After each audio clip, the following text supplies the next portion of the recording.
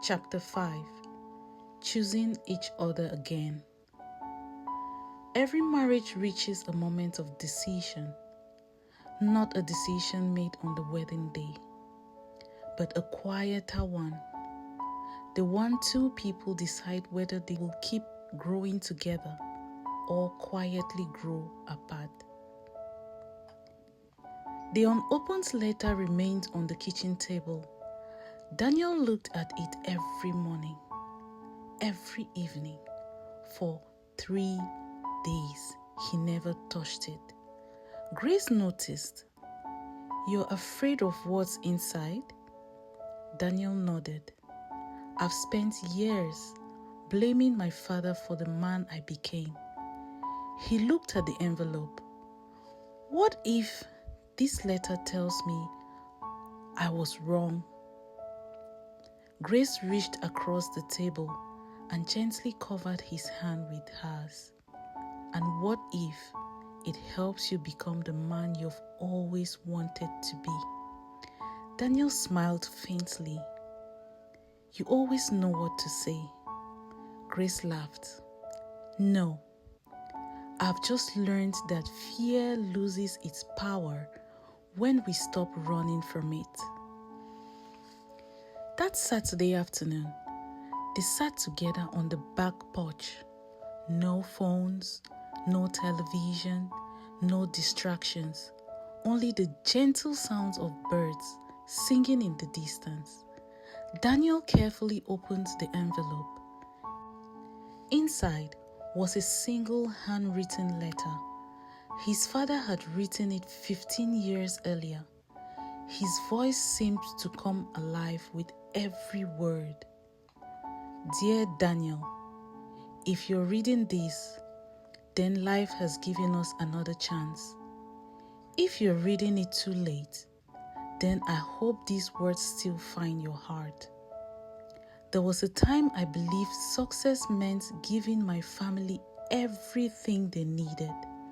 I worked longer hours, chased bigger opportunities, bought nicer things, but somewhere along the way, I stopped giving them the one thing they wanted most: me. Don't repeat my mistake. Your wife will not remember every gift you buy. She will remember whether she felt alone while standing beside you. Love her while she still has the strength to wait for you. One day, waiting becomes too painful." Daniel stopped reading, his vision blurred with tears. Grace quietly wiped a tear from her own cheek. Neither of them spoke.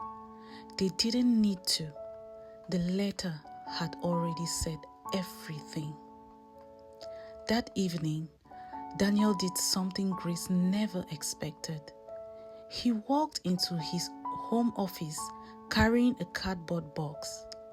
One by one, he placed framed awards, certificates, and trophies inside it. Grace watched him from the doorway. "What are you doing?" Daniel smiled. "I'm changing what success looks like." He unplugged his work laptop and closed the office door. "For years, I measured my life by promotions." He turned towards Grace. "From today, I want to measure it by moments." The following week, Daniel surprised Grace, not with flowers, not with expensive jewelry, not with luxury vacation. Instead, he drove her for a familiar neighborhood. Grace looked around, then she smiled. "Our first apartment." Daniel nodded. The landlord still had the key. Grace laughed. "He remembered us. He said we were the couple who laughed the loudest." They stepped inside. The apartment looked almost exactly as it had years before. Small, simple, ordinary. Grace walked into the tiny kitchen. "I burned soup right here. Daniel laughed, and I told you it tasted amazing. It didn't. No, but eating it with you made it perfect. They both laughed until tears filled their eyes. Not tears of sadness, tears of remembering. Daniel reached into his pocket. Grace looked puzzled.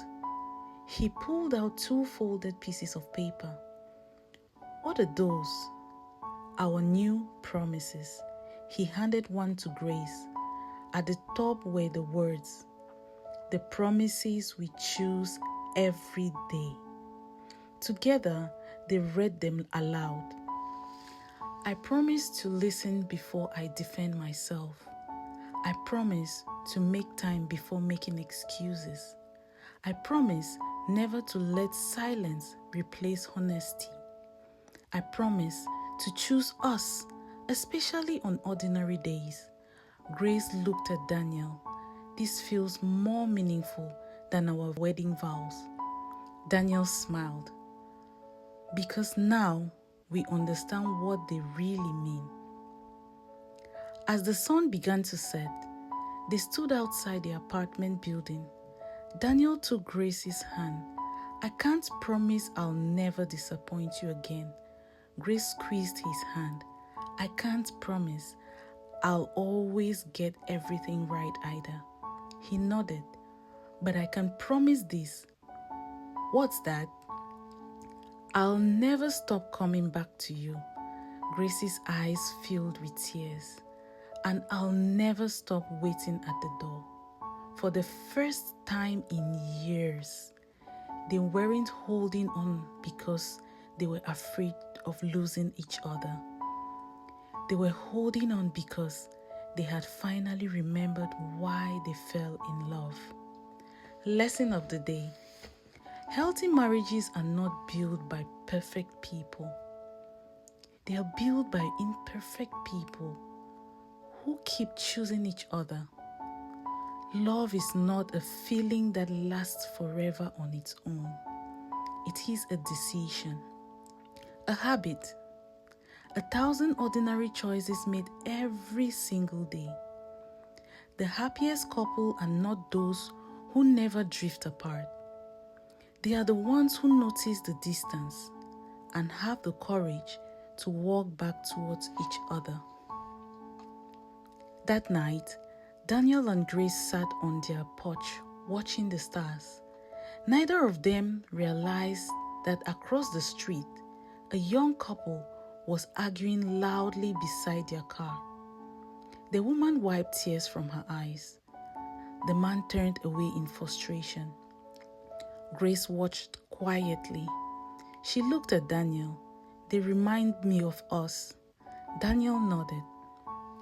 Maybe someone once wished we could make it. Grace smiled. Maybe now it's our turn to help someone else. Neither of them knew it yet, but the next chapter will give them exactly that opportunity. And in helping other couples find hope, they will discover just how far their own marriage had come. Thank you for listening. See you in chapter 6.